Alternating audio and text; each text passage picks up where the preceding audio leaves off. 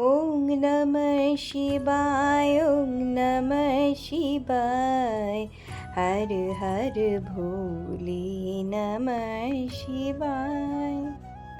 তো এই ভিডিওটা আমার নীল ষষ্ঠীর দিনের ভিডিও, তো পোস্ট করতে একটু দেরি হয়ে গেল।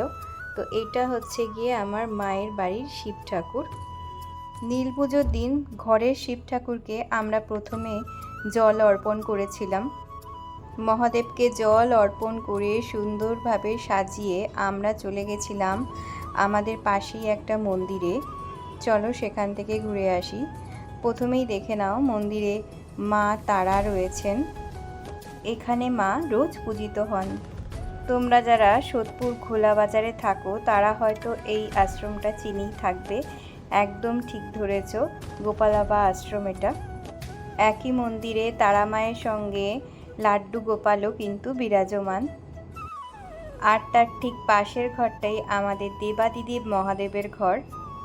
আর সেদিন তো ছিল নীল ষষ্ঠী। প্রভুর সঙ্গে সবাই দেখা করতে এসেছে, তাদের মনস্কামনা পূরণ করতে এসেছে এবং তাদের সন্তানের মঙ্গল কামনা করতে এসেছে। আমিও দেখো ঠিক লাল পাড় সাদা শাড়ি পরে চলে এসেছি মায়ের সঙ্গে জল ঢালতে, প্রভুকে একটু সেবা করতে এবং আমার সন্তানদের মঙ্গল কামনার্থে।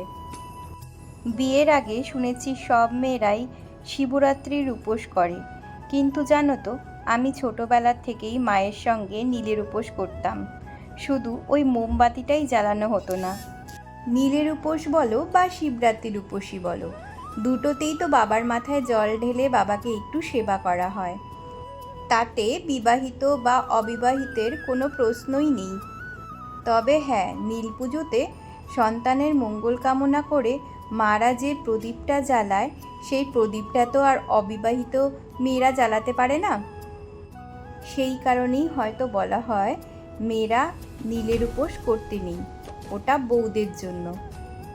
তবে যাই হোক, সে সমস্ত ঝামেলার কথা বাদ দিয়ে আমি তো মন দিয়ে আমার বাবা ভোলেনাথকে ডেকেছি এবং আমার সন্তানদের মঙ্গলার্থে পুজো দিয়েছি এবং তোমাদের সকলের জন্য প্রার্থনা করেছি যাতে তোমরা খুব ভালো থাকো এবং তোমাদের সকল মনস্কামনা পূর্ণ হোক।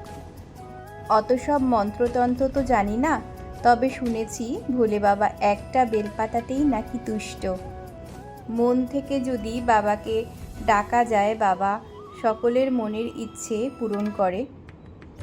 বাবার কৃপায় এবং তোমাদের আশীর্বাদে আমার বাবাই সিবিএসসি 10th বোর্ড এক্সামিনেশনে 90% নাম্বার পেয়ে উত্তীর্ণ হয়েছে। তাই আজ আমি আর আমার পরিবার ভীষণ খুশি।